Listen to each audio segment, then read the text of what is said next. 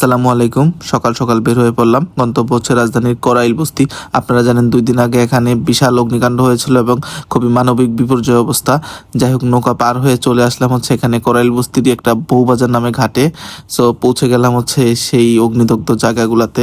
দেখে আসলে খুবই নিজের কাছে খারাপ লাগছিল এবং নিজেকে প্রশ্ন করছিলাম আর ভাবছিলাম মানে কিভাবে তারা রাতটা কাটালো এবং কতটা মানবিক বিপর্যয় চলছে এখানে। তাদের না আছে খাবারের ব্যবস্থা, বাসস্থান অথবা বাচ্চাদের জন্য ওয়াশরুমের ব্যবস্থা। মানে আমি খুবই দ্বিধা বিধ্বস্ত হয়ে পড়লাম। যাই হোক, আমাদের মানবিক সহযোগিতার জন্য আমাদের গাড়ি ইতিমধ্যে পৌঁছে গেছে এবং আমরা কিছু লেবারকে হায়ার করে এখানে আনলোডিং শুরু করলাম। আমরা এখানে মায়ের দোয়া বিদ্যানিকেতন নামে একটা পয়েন্টকে ডিস্ট্রিবিউশন পয়েন্ট হিসেবে বানিয়েছি। অলরেডি দেখেন কত কিশোরীরা চলে আসছে। 10 থেকে 19 বছর বয়সী কিশোরীদেরকে বিভিন্ন প্রকার তাদের প্রয়োজনীয় জিনিসপত্র এখানে সাপোর্ট দিব।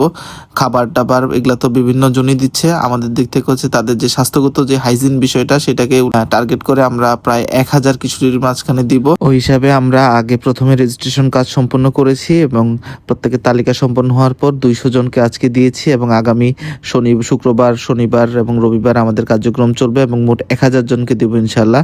আজকে আমাদের পুরা ইউনিপি টিমের ছবি এটা।